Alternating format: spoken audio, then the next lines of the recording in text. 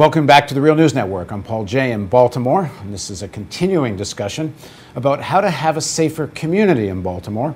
There's a big debate going on here about whether or not Baltimore needs a new youth prison for youth charged as adults.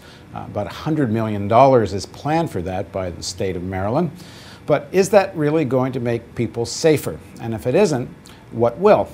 Now joining us to discuss all of this is Terry Hickey. Terry is the Executive Director of Community Law in Action, a nonprofit organization he founded in 1998. And Monique Dixon, she's Deputy Director of OSI Baltimore and Director of its Criminal and Juvenile Justice Program. Thank you both for joining us. Thank you. So that's the question. If people can watch part one of this interview and the rest of our series, and you'll find most people think that the prison really isn't going to make the community safer. So if it isn't, what would? Well, in terms of youth crime, young people need things to do. I mean, at the same time that we're planning on building, that the state is planning on building a new jail, recreational centers will close. Our schools, you know, many of the schools are old, and you can't learn in an environment that's not welcoming. So we need to invest more in schools, recreational centers. We need to invest more in youth jobs. Young people are out. You know, my grandmother always says, idle mind is a devil's workshop, right? So if you don't have anything to do during the day, young people hang out and of course get involved in mischievous events and acts. So, but if employment is offered to young people and they are learning skills and how to become productive adults, I really believe you'll see a difference, a continued decrease in youth crime here in the city. I mean, that is part of the issue we touched on in the first part of the interview, which is there actually isn't this big crime wave going on in Baltimore. Exactly. And, you know, maybe the wire is over, the seasons are done. There isn't this, but there is a feeling there is. Well, if you talk to people and you ask, we did a sort of little editorial survey on front porches in East Baltimore, and we asked people walking by, what would you like us to do stories about? And, well, number one was boarded up housing. Why are so many houses boarded up? But number two was, we're fed up with the crime. Right. So crime is happening. I mean, I'm not denying that crime is happening in the city, and people who live in neighborhoods where it's occurring will attest to that.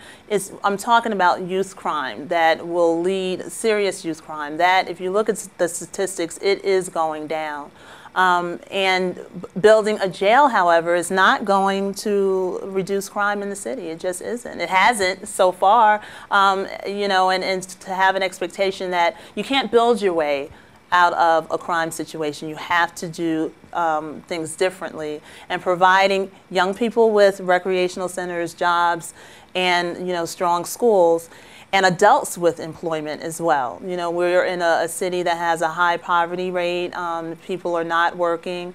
We have to provide opportunities for the residents of this city. But when you talk to people in the community who, and I think it should be emphasized, this isn't like some white-black debate in Baltimore. Right. You know, a large number of people in the African-American community either support this prison or at least support cracking down. You know, they want troublemakers off the streets, and so it's a community debate. Right. And they're saying that, okay, maybe you do need all that stuff, but in the meantime, we need to be able to walk to the store without getting robbed. Sure. And I'm sorry. There's an important point at this, though, is that this youth jail, they want to build a bigger, shinier building. One already exists. It's at BCDC. There is a youth jail right now that has had no negligible impact, except we've seen youth crime going down dramatically at that level. And to reiterate, there's, you know, where there were 100-something, there are now 36 youth there. We are seeing things in the juvenile system working. There is a system for this, but what's happening is that this is diverting the real discussion. This is taking, you know, the people that live in these communities away from a discussion of holding DJS accountable, away from an idea about where are serious deep-end youth that commit serious crimes. Aren't they being sent to the right places for treatment? They're backed up in the pipeline now because we don't have the resources. Right now, there's been plans for 3 years to build a youth treatment facility near the city to treat those serious cases. They can't get that money, but yet we're talking about spending almost $100 million of taxpayer money to build a building that every single economic and sociological and criminology example says isn't going to work. And maybe for 40 or 50 kids. Exactly. There was a report called the Proposed Alternative Action Plan for Construction of a New Youth Jail in Baltimore, and it proposed what to do with this money if it was just made available instead of for the prison. And I take it that it isn't as simple as that, because if it doesn't go to the prison, maybe it won't go to anything. But if you took that money and applied it, one of the proposals was $30 million for aging public schools and construction program, $15 million for parks and recreation centers, $10 million for community-based youth villages providing wraparound services, $8 million for community-based alternative to detention, renovation of vacant homes to serve homeless youth, $7 million, community vocational training centers for $5 million, employment one-stop center for youth, $5 million.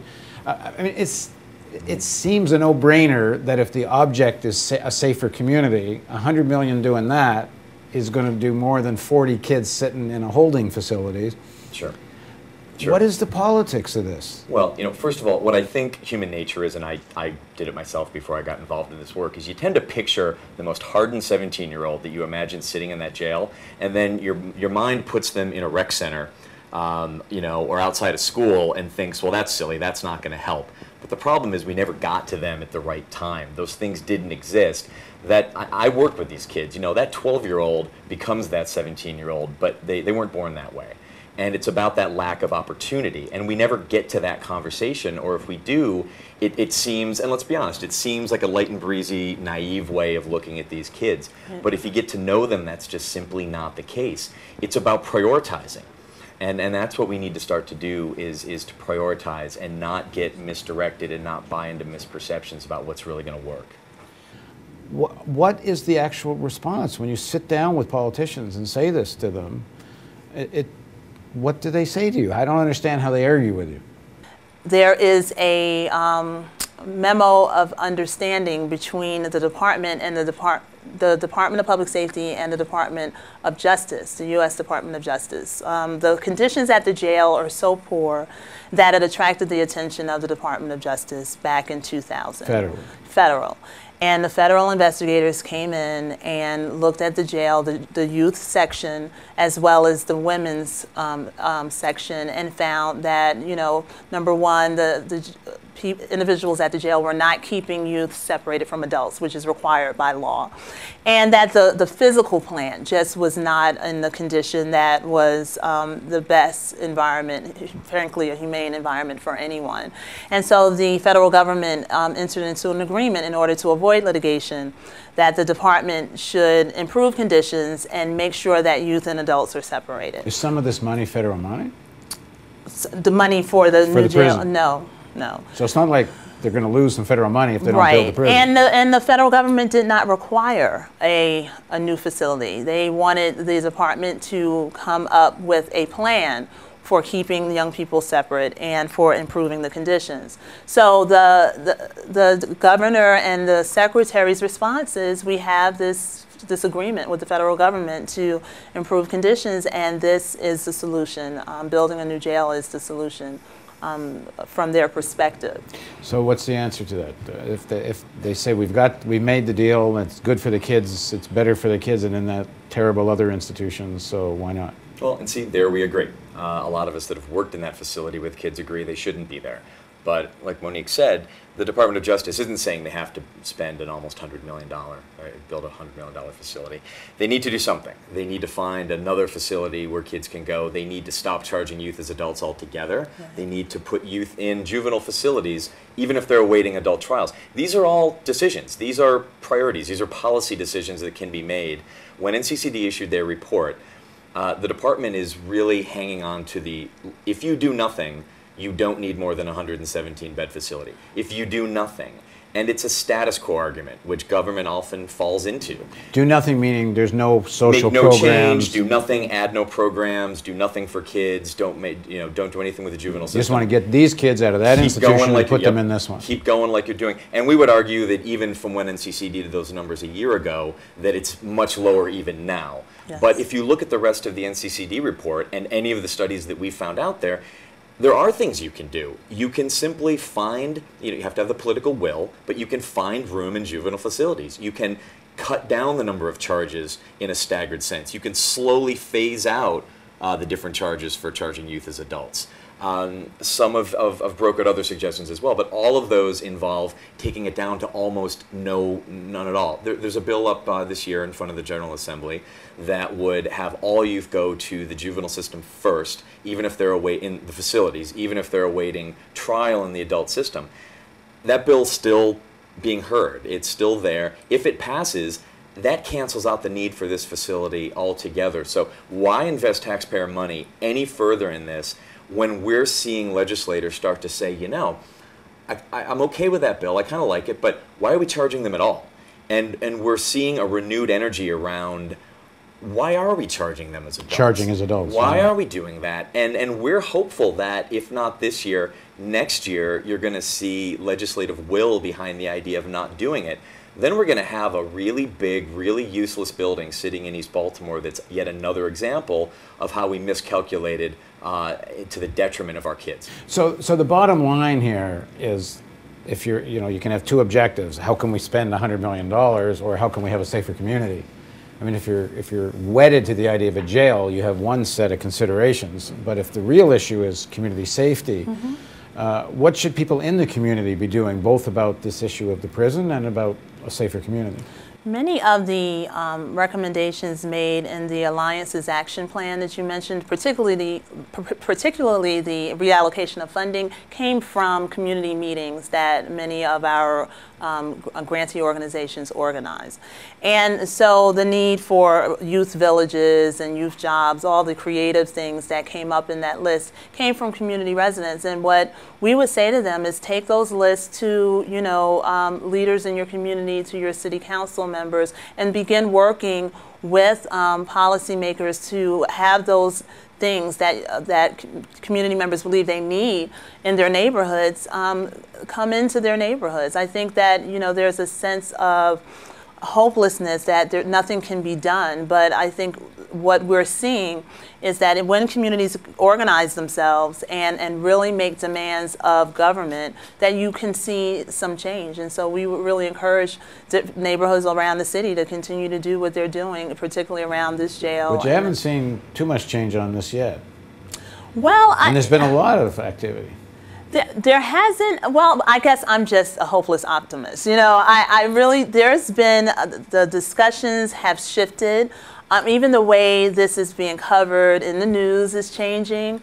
And I think that if we continue to show the logical way that the state is trying to build this jail, that other people will realize it. And I think it'll take time. We didn't get into this situation overnight, and so it will take some time. Because it's not just about stopping the jail. It's right. The reallocation of the funds is sort of the bigger deal, isn't it? Right. In fact, I see the jail as a critical distraction. I see the jail as something we've been fighting. Remember, this was supposed to break ground in 2010. And capital projects like this break ground generally when they're supposed to break ground. And there's no construction money in the budget for this next year, which means it's another year out. It's 4 years before this thing gets built, even if the state gets its way, which I don't think with the tidal shift we're seeing in Annapolis, it's going to. People are starting to ask questions about the use of our money. If they don't buy into the youth piece, they buy into the fiscal responsibility piece. Our money is too important to take these kind of chances, either on the money side or the kid side. And, I'm a father, I live in the city, I know about how important safety is, but I would ask people not to give up on these kids. Right. Because the kids that aren't involved in these things, which are the vast majority, feel that. And that's not what they want either. They want to be assets in their neighborhood. And the real issue here is the decay of the public school system, isn't it? I mean, I'm not That's saying we can get into that now. Yeah. But prison or no prison, you have a decaying public school system, which is going to lead to kids that are going to wind up getting involved in things they get charged for. Sure, which comes back to us as a community deciding as a priority where we spend our money. And that's what I hope this fight over the jail is going to illuminate once and for all. Okay, thanks very much for joining us. We're going to be doing town hall debates about the jail and public policy, and certainly drilling into the whole issue of the public school system. And we'll be doing a lot more from Baltimore. So thank you, and thank you for joining us on the Real News Network.